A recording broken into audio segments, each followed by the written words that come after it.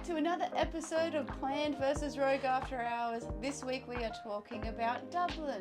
Dublin, how good, how lovely, how beautiful. For a city of just 1 million, so much to explore. It's such an iconic city. You don't hear people give Dublin a lot of shit. You know, people really seem to like the place. Yeah, it's known for having a lot of nightlife, a lot of interesting culture. There's so much to learn there. Obviously, if you like beer or whiskey, it's a good place to visit as well. We did a lot of cool things in our episode, and we want to talk about some of those, but we also want to talk about some of the really cool things we did when we weren't filming. Everything that happened when the cameras weren't rolling, pretty much. So we stayed in an area of Dublin called Kilmainham, which was just a little bit out of the CBD, but Dublin is so tiny that doesn't really mean anything. Yeah, really easy to get into town. There's not a lot happening in the area. Kilmainham, there's still pubs and that. You're not far from some nice areas like the Liberties, which has got some great pubs as well. Got huge recommendations for pubs there. And Kilmainham has Kilmainham Jail. We didn't go there because we didn't plan it, and that is something you need to plan, apparently. But that's a popular spot. Yeah, I mean, that's... I really didn't want to go to Kilmainham Jail, if I'm honest. I just thought it'd be too emotional. The other really cool thing about staying in Kilmainham is you actually are really close to the Guinness Storehouse. Like, we could just walk down the road and be there. So that gives you an idea of the area of Dublin that we were in. So we stayed in a really nice Airbnb. I think it was nice. A fully self-contained one-bedroom apartment, like proper kitchen. You could tell it was lived in and loved. It had everything you could need. We stayed there for 7 nights, and it was $1,317.54 Really? Australian. That's quite good. I think it fell quite in the middle of our budget for that trip. We tried to keep it to 200 Australian a night, and this one was within that. The sacrifice though was that it was a little bit further out of the city centre, because Dublin is famous now for having such a high cost of living. So we weren't even sure if we were going to make it to Dublin. That's true. That we really weren't sure because it was a separate flight. We had to fly Ryanair, which was fine, okay? It was like being on a school bus with wings. I don't get what the big deal is. Yeah. That some of you maybe grew up too wealthy. What I liked about that Airbnb is, to me, it's what Airbnbs should be. It was literally the people were listing it because they were away. And that was just their apartment, that was their house, and we were staying there. So their books were there. I got to read the first book of the Neil Gaiman Sandman series, whatever it's called. I really enjoyed that. So I definitely say that's something good to do in Dublin. What, read your host's books? If they're good books, graphic novels. Dublin is an expensive city to visit. Airbnbs are a good way to go in Dublin because you are going to get more for your money than the hotels from what I've seen. Having said that, if you want to stay in Temple Bar or very central, I would still recommend a hotel. There's so many there. A lot of them have their own bars and pubs with live music, so you can really enjoy the culture of the city, especially if you're only staying for a few days. If you're only staying for a few days, I would definitely recommend just paying the extra and staying in Temple Bar or in the centre. The culture and the nightlife in the city is so rich. It's pumping. That's why I thought it's actually not such a bad idea that we were a little bit out of the city. We needed to get our beauty sleep. We've got to be on camera. After all, and I typically had a bloody zit on the side of my forehead. Still, I got my beauty sleep, but I still wake up with that. I'm 31 the time we're filming that. It's ridiculous. Kilmainham also was very well connected to the city because the main city hospital is there. So we pretty much just walked a couple of minutes up the road from our front door, and there was a big tram junction there. Like, you could go multiple different directions. So it was a convenient spot. There were supermarkets within walking distance. There was an Anytime Fitness, not that we used it. Really? Another note about staying in an Airbnb of that kind, in an apartment, that was a big benefit, is if you get sick, which I did. Staying in a hotel is okay, but staying in somewhere that actually feels like a home is, in a way, more comfortable. I spent a day in bed sick in Dublin, and that apartment was very comfortable to do it in. Out of all the things we did in Dublin, what is your number one must do? I mean, I know for me, it was definitely going to Peter Brown's on, actually, not when we filmed, on the day when you were sick. I went by myself. Yeah, because they're a Celts bar. They had just beaten the Rangers, their big enemy. It was wild in there. It was really good. I sort of wish I could have filmed on that night. I still wouldn't have won. But I understand that's not for everyone. So I'm not sure what my absolute must do would be.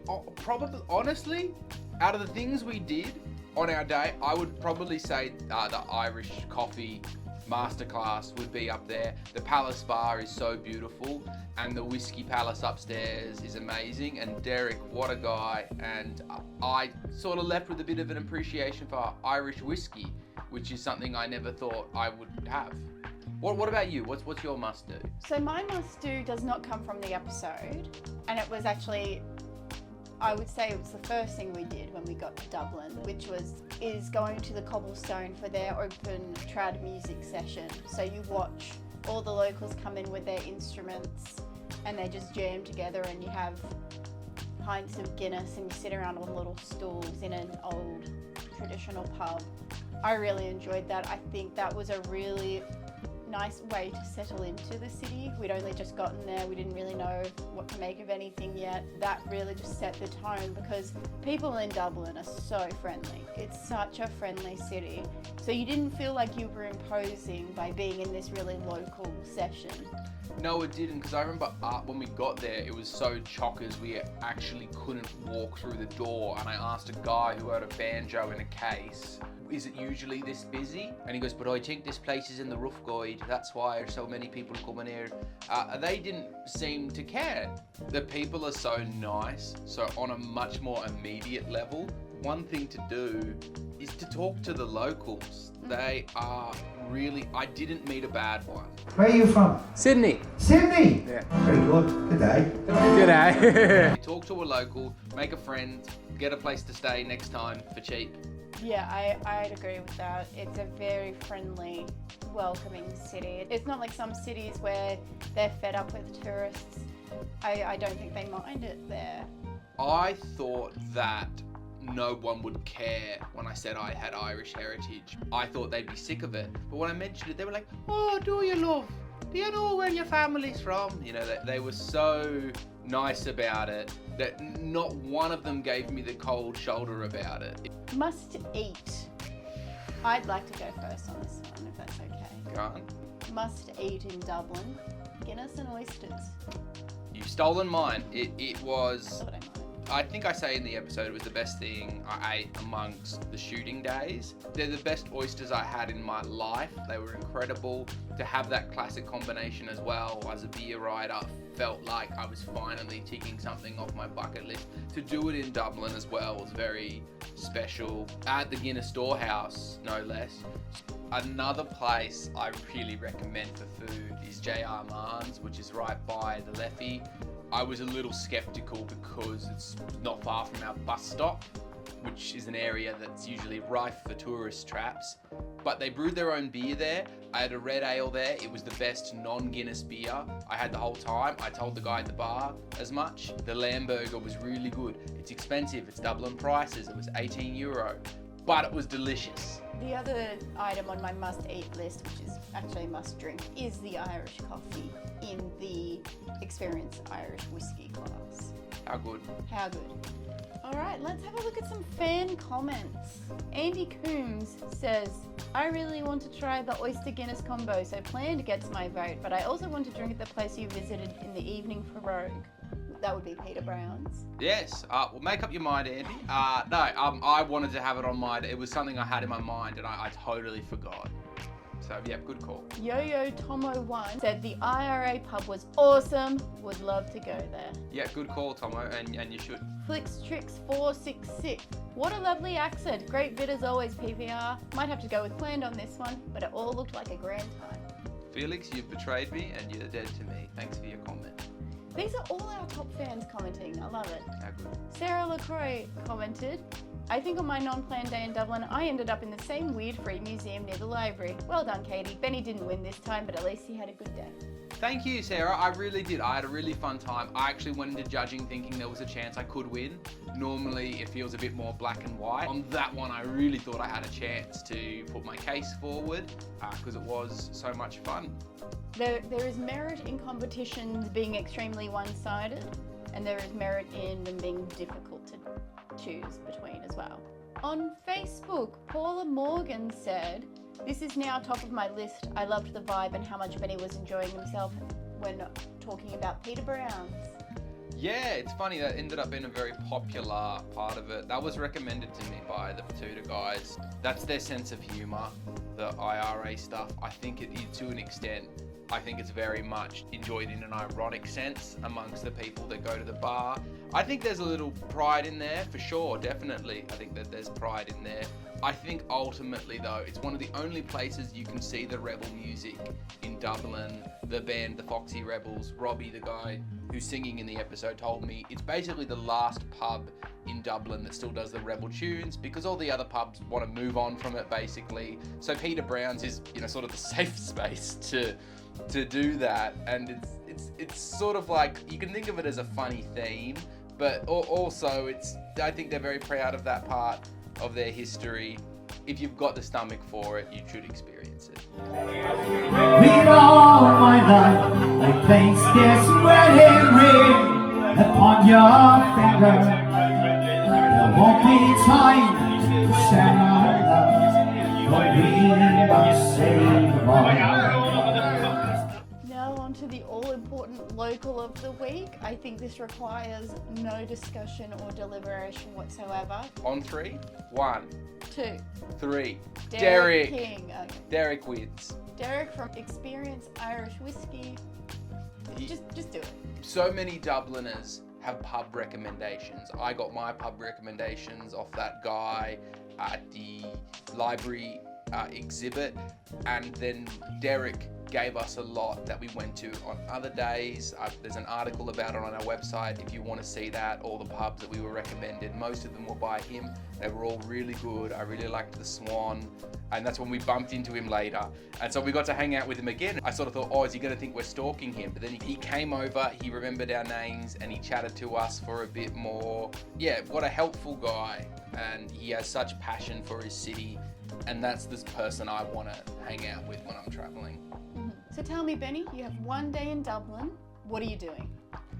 Oh boy, oh boy. First off, I'm not waking up early. I need to save my, stamina, be able to go into the night.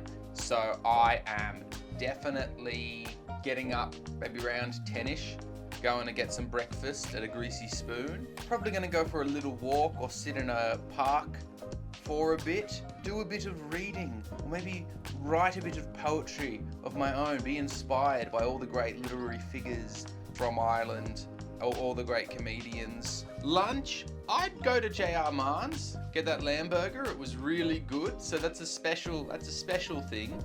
And have their red ale. Honestly, I know it's predictable, but I'd really like to go on a pub crawl. Pubs that I would go to, I'd love to go to the Palace again, because we didn't actually have a drink in the main bar. Maybe do a little bit of writing there. Love to go to the Long Hall, beautiful long red bar with some nice beers on tap. The Swan, if I've got time. Perhaps even the Stag's Head too. Then I would probably finish it off at Paeder Browns. Once I'm done there, I'm getting the kebab or maybe a spice bag. I didn't try one of those. They're meant to be good. Maybe even a munchie box. I'm getting a dirty feed to end the night. That's for sure. I'm going to eat it with the new friends I've made along the way, because that's inevitable. How does that sound to you? I don't think I would do anything different particularly. I mean, I'm not a writer, so I wouldn't do I probably wouldn't partake in that, but I would happily sit there and drink in different pubs. It is very predictable for us to go on a pub crawl, but it's Dublin. I don't feel the need to go to microbreweries and things like that. I enjoyed doing that when we were there, but we haven't mentioned any of those in this as things to do, because at the end of the day, you could be having a great IPA or a great hazy or something that you could be having in Australia, or you could be having a Guinness, which you can't get that quality in Australia. Or even in England. Probably not. I find it wasn't as good. The Guinness, it's just so, oh my gosh, it's a treat. It's just an absolute, as one guy said at Brogan's, oh, this is the mother's milk. It's just, I thought surely it can't be that good. Surely part of the Guinness thing is the context. It's being in Dublin. It's finally being in Dublin, because it's not the easiest place to get to. And I think it is a bit that. I think it definitely is partially the context. Partially it's just better than it is anywhere else you've had on tap, aside from maybe other places in Ireland. Every time we drank a non-Guinness beer, we were like, we could be drinking a Guinness right now. I may chuck on a visit to the Guinness Storehouse personally for that reason, because I know it's very touristy, but I enjoyed it, and I really liked making your way up to the top, getting your Guinness and looking over the view of Dublin. I was just thinking about how we didn't finish all the food we had at the Storehouse, and we took it with us, and then we were at the Stag's Head later, and we just popped it out there and ate it again, and that did us. Yeah. We got a kebab after at the end of your day, but we didn't film it because we were done. Yeah, we did. I don't. Maybe there's some footage of the outside of it. Yeah, we don't have a photo. Do we even know if it exists? I don't remember it. All important question. Do we agree with the results of the episode? I do. I do. I think, going off the fact that people definitely seem to think that you won as well, I think you did, and I think I had a chance of convincing you, but I think I knew deep down I definitely enjoyed myself more on your day than I think you did on my day. I mean, Peter Brown's not really your scene, whereas, the Irish coffee class, but I was having a great time. I think we had the better pubs on my day, just being completely honest, but I think that you won. I agree, but having said that, a lot of people, Paul and Morgan thought your day was better. Yeah, professional travel writer, Paul and Morgan. My boss also, I was getting her live reactions watching it, and she was expecting you to win. She was surprised by the outcome. Really? Looking back, I have thought going to Epic and then going to the Trinity Library, I wanted to show there was more to Dublin than just pubs and going on a pub crawl. And so I chose to do two very touristy things, two things that I said I wouldn't do. I said I wouldn't go to a museum, being rogue, and for some reason I sort of broke that rule in a city that's famous for pubs. I should have just gone to the pubs, I think, if I'd have done more of a pure pub crawl sort of a day. Maybe if I'd have tried You Sent Benny again, because Dubliners have so many good pub recommendations, I think then I could have scraped the win. Still would have been hard to beat the Irish Coffee Masterclass, but I think that would have brought it a bit closer. That's a good point as well, because the people there are also so friendly, and with it being an English-speaking country, You Sent Benny probably would have done really well there. I mean, you sort of did it in the way that you asked that one guy for recommendations, and then we did like all of them or most of them. Next time we're in Dublin, You Sent Benny. Any closing thoughts on Dublin? You have to go if you've got Irish heritage and you feel like you don't belong where you are in any way. Maybe you live on stolen land, maybe you just don't get along with people. You just got to go back to Dublin. It'll feel like coming home. I can't wait to go again. I would love to live there one day. I really would, even just for 6 months or a year. I think it'd be a fun place to make friends, and I can't wait to explore the rest of Ireland too. I agree. Visit Dublin. Go to Dublin. Go with a pretty open agenda. Book in the Irish Coffee Masterclass. Visit the Storehouse if you're interested in Guinness. Apart from that, go with an open agenda. Ask locals where to go and go. Every night you can find live music at different places. Only word of warning, don't expect to find good beers and live music and a proper feed all in one place. They do exist. Just be ready to break those things up a bit. Thank you everyone for joining us. Big cheers. Make sure to subscribe on YouTube so you don't miss any episodes or extra content. Follow us on Facebook, Instagram, and also on TikTok, because there's just lots of funny random things on TikTok that you don't want to miss. Links to all the businesses we've spoken about in this episode can be found on plantvsrogue.com in our Irish articles, so please do check those out if you're interested in anything we did or booking anything that we did. And remember, if you're going to Dublin, go plan. Bye! Bye!